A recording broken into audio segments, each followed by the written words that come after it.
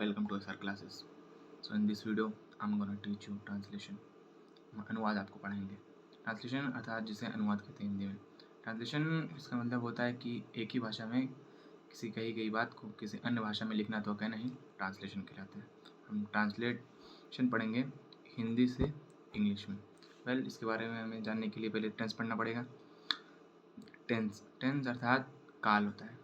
यह क्रिया का एक रूप है जो यह बताता है कि वाक्य में कोई क्रिया कब होती है, यानी कि वो भविष्य काल में होगी या वर्तमान में हो रही है अथवा भूतकाल में हो चुकी है. जैसे कि हमने आपको पढ़ाया था, ये हो गया भूतकाल का, मैं आपको पढ़ा रहा हूँ, ये वर्तमान काल का तथा हम आपको पढ़ाएंगे, ये हो गया भविष्य काल का. राइट.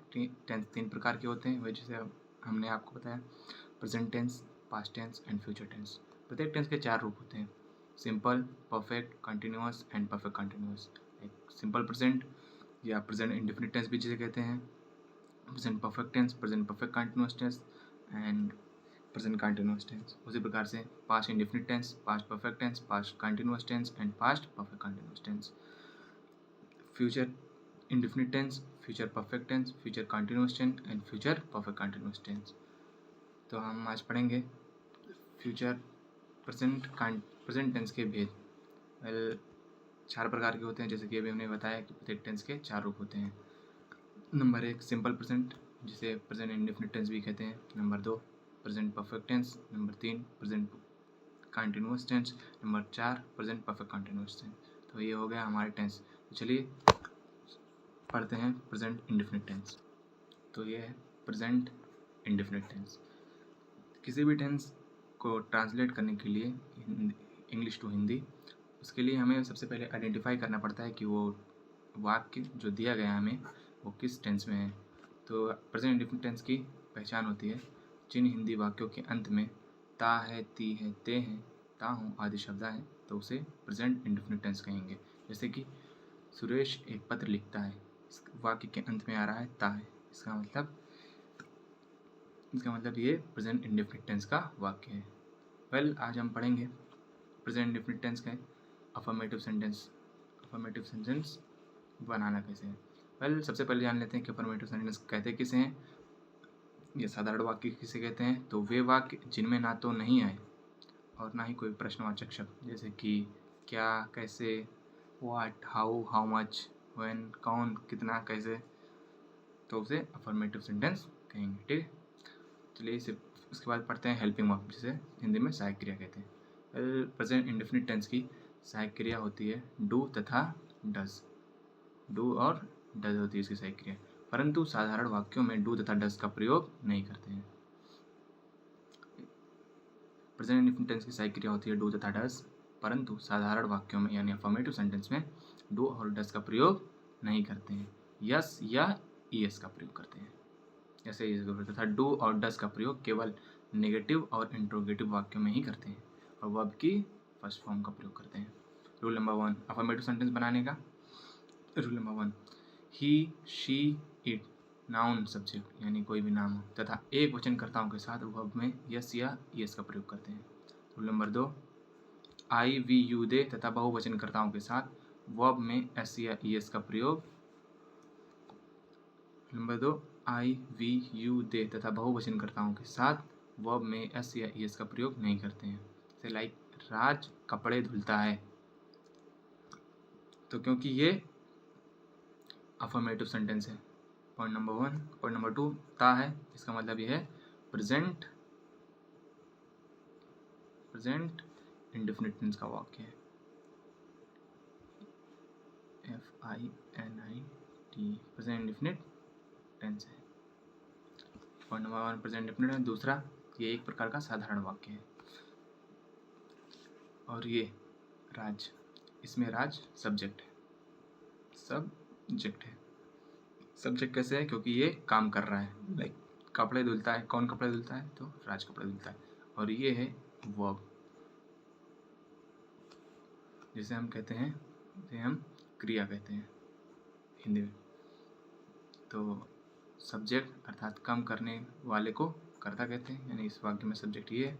और वर्ब वे शब्द जिनसे किसी कार्य का करना अथवा होना पाया जाता है उसे वर्ब कहते हैं.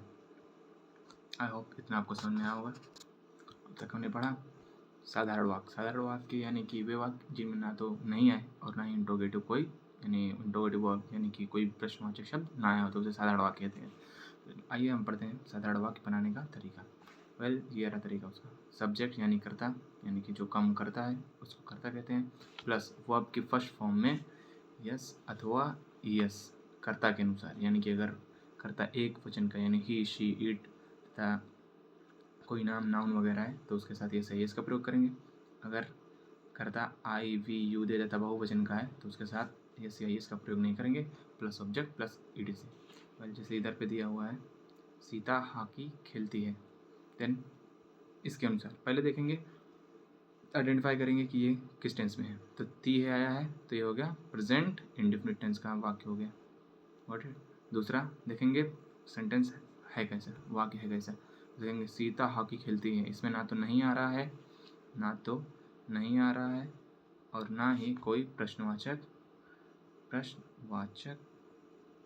शब्द आ रहा है, क्योंकि इस वाक्य में ना तो नहीं आ रहा है और ना ही कोई प्रश्नवाचक शब्द आ रहा है, अर्थात ये वाक्य कैसा है, साधारण वाक्य है। साधारण वाक्य बनाने का तरीका हमने पढ़ चुका है। पहले लिखेंगे सब्जेक्ट अर्थात कर्ता। कौन हॉकी खेल रही है तो सीता हॉकी खेल रही है, तो लिखेंगे सीता।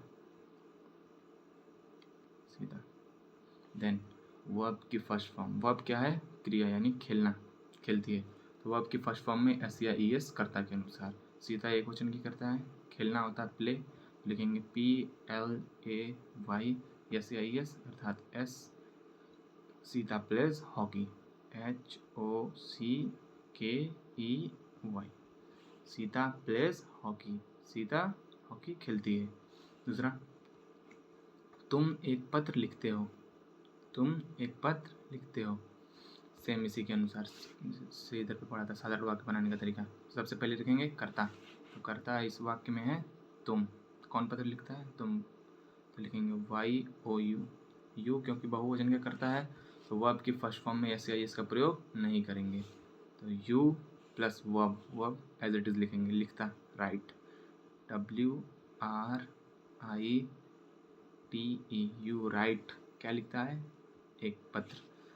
वर्ब की फर्स्ट फॉर्म प्लस ऑब्जेक्ट है एक पत्र, a letter, L E double T E R, you write a letter. अगला हम स्कूल जाते हैं, पहले देखेंगे कौन से टेंस में, ते है, ता है, ती है, ते हैं, प्रेजेंट इंडेफिनिट टेंस का है। नंबर दूसरा चीज़ क्या है, देखेंगे कि ये जो सेंटेंस दिया गया है ये असर्टिव है, नेगेटिव है या इंट्रोगेटिव है। असर्टिव बनाने का तरीका ईयर पे रहा। पहले सब्जेक्ट अर्थात हम की इंग्लिश होती है वी, देन वर्ब की फर्स्ट फॉर्म में एस या एस कर्ता के अनुसार, एस या एस तब लगाते हैं जब कर्ता एक वचन का होता है, यहाँ पे कर्ता बहुवचन का है, तो हम इधर पे जाना का अंग्रेजी होती है गो, तो यस या एस का प्रयोग नहीं करेंगे। वी देन लिखेंगे गो, कहाँ जाते हैं, स्कूल जाते हैं, we go to school, SCHOOL, we go to school. अगला करेंगे राहुल अपना पाठ याद करता है, देन सेम वही नहीं, सबसे पहले देखेंगे कौन से टेंस में है, प्रेजेंट इंडेफिनिट टेंस में है। पॉइंट नंबर 2 सेंटेंस किस तरीके का है, तो सेंटेंस अफर्मेटिव है, गॉट इट। और अफर्मेटिव सेंटेंस बनाने का तरीका है, पहले सब्जेक्ट लिखेंगे प्लस वर्ब की फर्स्ट फॉर्म में एस अथवा एस लगाएंगे कर्ता के अनुसार, यानी कि अगर कर्ता एक वचन का है तो यस या एस लगाएंगे, अगर कर्ता बहुवचन का है तो यस या एस का प्रयोग नहीं करेंगे, एज इट इज लिख देंगे, plus object plus etc. Then Rahul एक प्रकार का नाम है जो कि एक वचन का है, तो लिखेंगे राहुल, RAHUL, कर्ता प्लस साय प्लस वर्ब की फर्स्ट फॉर्म में एस, याद करने की अंग्रेजी होती है लर्न, LEARN, ये साइक वर्ब की फर्स्ट फॉर्म में SAIS। राहुल लर्न्स अपना पाठ, राहुल का अपना होगा हिज लेसन, LESSON। राहुल करता प्लस वर्ब की फर्स्ट फॉर्म, वर्ब रहा याद करना, लर्न्स अपना पार्ट, राहुल का अपना होता है हिज, और पार्ट का होगा lesson. Rahul learns his lesson. अगला सीमा, सीमा अपने माता पिता के साथ रहती है। देन वही अगेन वही नियम, साधारण वाक्य बनाने का तरीका, सबसे पहले लिखेंगे कर्ता, कर्ता सबसे पहले चेक करेंगे कौन से टेंस में, ता है, ती है, ते हैं, प्रेजेंट इंडेफिनिट टेंस का है। पॉइंट नंबर 2, वाक्य कैसा है, क्योंकि इसमें ना तो नहीं आ रहा और ना ही कोई प्रश्नवाचक शब्द आ रहा है, अर्थात ये एक अफर्मेटिव सेंटेंस है। अफर्मेटिव सेंटेंस बनाने का नियम हमने पढ़ा है। सबसे पहले लिखेंगे सब्जेक्ट, सब्जेक्ट अर्थात सीमा, SEEMA, सीमा। जब वर्ब की फर्स्ट फॉर्म में SAIS रहना होता है, लिव, LIVE और S लगा देंगे, लिव्स। सीमा लिव्स किसके साथ रहती है, अपने माता पिता के साथ, विथ, और सीमा क्योंकि महिला है तो महिला का अपना होता है her. Seema live with her parents, PARENTS, Seema live with her parents. So this is it. Seema अपने माता पिता के साथ रहती है। सबसे पहले हमने लिखा सब्जेक्ट, देन वर्ब की फर्स्ट फॉर्म में SES plus object with her parents. Got it. ये था साधारण वाक्य बनाने का तरीका। पहले सब्जेक्ट प्लस वर्ब की फर्स्ट फॉर्म में SES, कर्ता के अनुसार। कर्ता अगर एक वचन का है तो SES का प्रयोग करेंगे, और कर्ता अगर बहुवचन का है तो उसके साथ SES का प्रयोग नहीं करेंगे, प्लस ऑब्जेक्ट प्लस EDC। आप ये वीडियो ये आपको समझ में आया होगा। मिलते हैं अगली वीडियो में, तब तक के लिए बाय बाय।